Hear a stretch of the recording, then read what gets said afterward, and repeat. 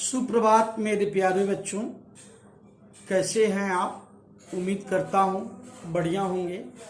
हालांकि एक अंग्रेजी वीडियो मैंने बना के भेज दिया है जो अब मैं पढ़ाने जा रहा हूँ आप लोगों को। ये क्लास 11 इंग्लिश का सेकेंड लेसन है। We are not afraid to die if we can all be together.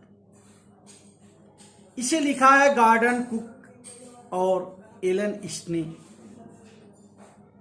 तो चलिए समझते हैं। एक यात्रा की कहानी है।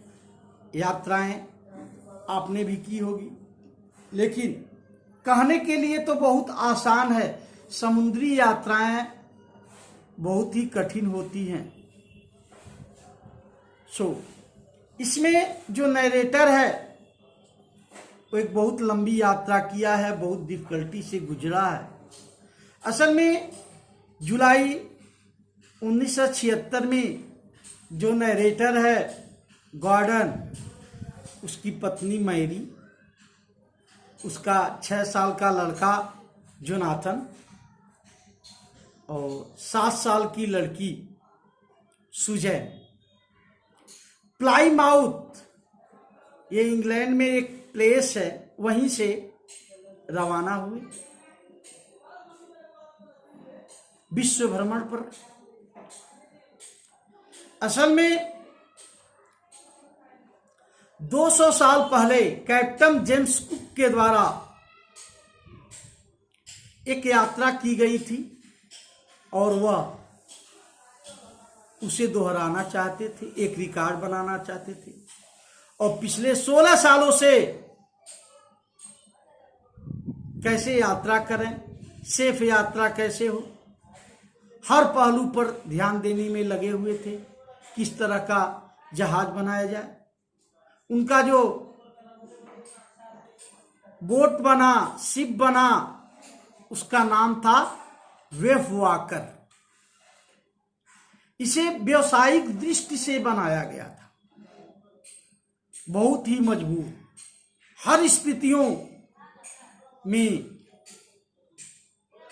खरा उतरने वाला, जिसमें किसी तरह की कोई गड़बड़ी न हो।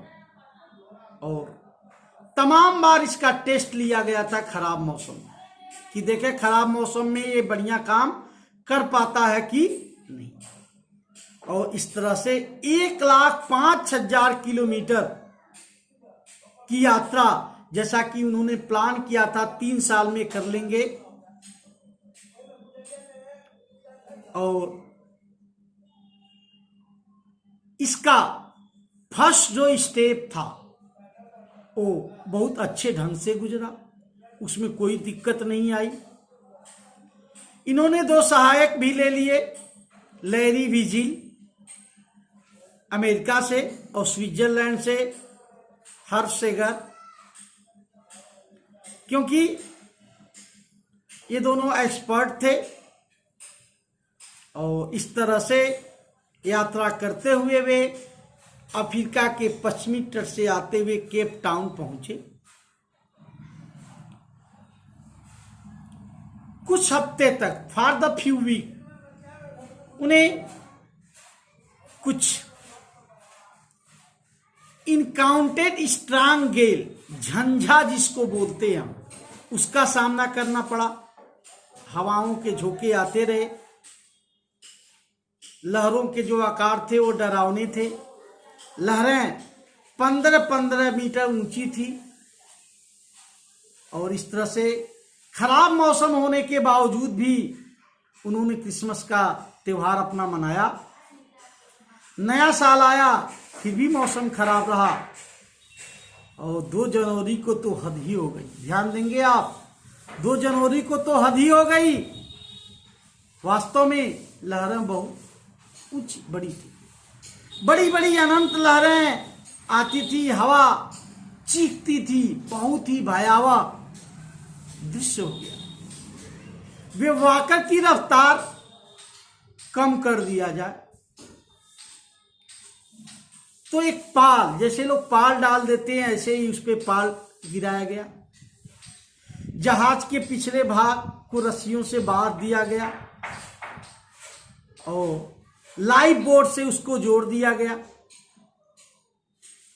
सभी लोगों ने लाइफ जैकेट भी पहन लिए क्योंकि उन्हें पता था तूफान आएगा। और करीब 6 बजे ये बर्बादी वाला तूफान दिखाई दिया।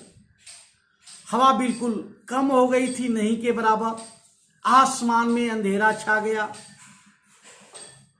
और बादलों के गड़गड़ाने की आवाज सुनाई दी और एक बहुत बड़ा विस्फोट हुआ जिससे पूरा का पूरा डेक ही हिल गया और सफेद पानी की एक दीवार जहाज के ऊपर गिर पड़ी। जहाज में पानी भर गया। नरेटर का सिर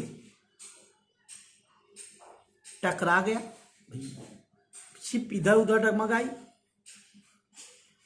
उसने आती हुई मौत को स्वीकार कर लिया था। वो जान गया था कि अब बचेंगे नहीं। इधर वो बेहोश हो रहा था लेकिन थोड़ा सा शांत महसूस कर रहा था। उसका चेहरा जैसे ही पानी के ऊपर गया, वेव वाटर तो डूब ही रहा था। उसने लहरों पर एक चिरकुट जिसे कहते हैं ना, कपड़े, उसकी गुड़िया डेक पर फेंक दिया। बाई पसलियों में उसके क्रैकिंग आ गया था। उसके मुंह से खून निकल गए थे। इतना तेज झटका लगा था, दांत भी टूट गया था। इसी में अगला दरवाजा खुला और उसकी पत्नी उसे दिखाई दी। वह चिल्लाई, हम डूब रहे हैं, हम डूब रहे हैं। ये दोनों जो क्रूमैन आए थे, एक्सपर्ट थे, लैरी और हर शेगर, ये पागलों की तरह पंप चला रहे थे, पानी निकाल रहे थे। सब चीज इस्तेमाल किया उन्होंने, कपड़ा, क्राकरी, चार, टीन, खिलौना, जो भी चीजें थी सब उस पानी में बिखरी पड़ी हुई।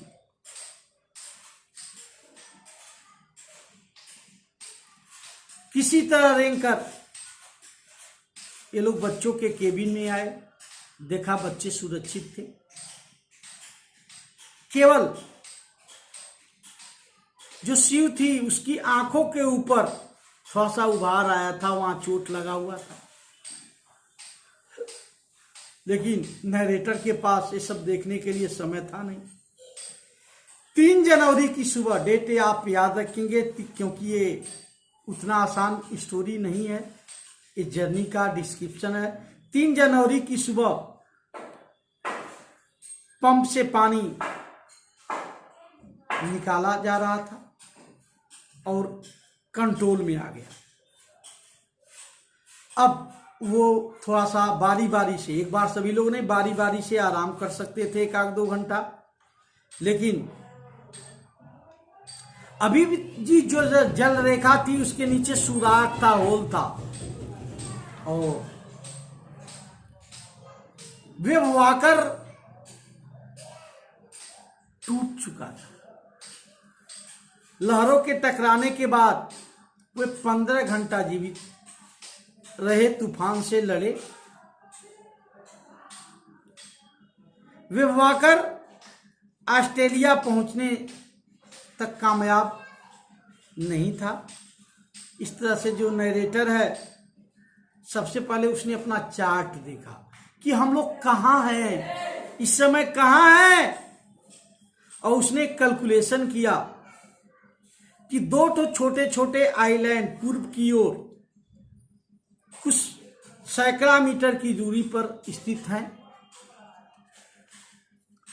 और सेकेंडले एमेस्ट्राम जो फ्रांस का एक वैज्ञानिक था, उसका अड्डा बना हुआ था वहां। अब उनका एकमात्र लक्ष्य किसी तरह से वहां पहुंच जाए, परंतु लेकिन कहते हैं ना, मुसीबत कभी अकेले नहीं आती। वो जो लहरें थी उसने जो सहायक इंजन, जहाजों में कई इंजन होते हैं, उसको बर्बाद कर दिया। और 4 जनवरी को पानी का स्तर किसी तरह से रुका, लेकिन वो कोई पाल नहीं लगा सके। टापू की ओर रुख किया और 4 बजे के आसपास काले काले बादल बने और 1 घंटा में हवा की स्पीड 40 किलोमीटर 40 तक पहुंच गई, मील तक पहुंच गई। समुद्र की लहरें खूब ऊंची उठ रही थी। पूरी की पूरी रात मौसम खराब रहा। 5 जनवरी को सुबह तक हालत निराशाजनक थी। नरेटर के पास अब समय हो गया था। बच्चों को सांत्वना देने के लिए अंदर गया, लेकिन जैसे ही गया उसके लड़के जान ने पूछा, पापा पापा क्या हम मरने जा रहे हैं? उसके पिता ने उसे विश्वास दिलाने की कोशिश की कि नहीं नहीं, हम जो कर रहे हैं उसमें सफल होंगे, हम मरेंगे नहीं, हमारे जीवन बच जाएंगे। लेकिन जान ने कंटिन्यू रखा, कहा पापा हम मरने से नहीं डरते, यदि हम इकट्ठे रहेंगे तो। कथाकार नरेटर चुप हो जाता है। इसीलिए इतना मार्मिक लाइन है जो इस लेसन का नाम ही पड़ गया। We are not afraid to die if we can all be together. उस शाम को मैरी, नरेटर की पत्नी, और सभी लोग एक दूसरे का हाथ पकड़ करके इकट्ठे बैठे रहे कि मौत आएगी तो हम लोग इकट्ठे मर जाएंगे। सभी लोगों ने महसूस किया कि अब अंत क्या है, निकट है, हम लोग बचेंगे नहीं। लेकिन होनी को कौन टाल सकता है। वे वाकर तूफान से बाहर आया और 6 जनवरी की सुबह हवा कम हो गई। नरेटर अपने हिसाब से दोबारा जांच किया और सोचा कि यदि हम लोग लकी हैं तो 5 बजे शाम तक टापू पर पहुंच जाएंगे। और जब वह उठा, ये कह करके सो गया, उठा तो 6 बजे थे। अंधेरा शाम का बढ़ रहा था। वह जानता था कि बस टापू पीछे छूट गया होगा। लेकिन उसका लड़का जोनाथन बहुत एक्साइटेड था, बहुत खुश था, अपने पिता को हक करना चाहता था। उसने अपने पापा से कहा क्या वह उन्हें हक कर सकता है। शिव, उसकी बहन, उसके ठीक पीछे थी। जब नरेटर ने पूछा कि आखिर क्यों, कौन सी खुशी आ गई, कहा क्योंकि आप दुनिया के सबसे अच्छे पापा हो, सबसे अच्छे कैप्टन हो। चिल्लाते हुए जोनाथन ने कहा पापा टापू पर हम लोग हैं, हम लोगों ने टापू ढूंढ लिया है। और इस तरह से नरेटर डेक पर तुरंत भागते हुए गया और देखा कि वह एम्स्टर्डम टापू पर है और रात भर के लिए वहां लंगर डाला। अगली सुबह 28 लोग उनका स्वागत करने के लिए चले आए। इस तरह से ये लेसन समाप्त होता है। कैसा लगा ये आपको वीडियो, कमेंट करके जरूर बताएं।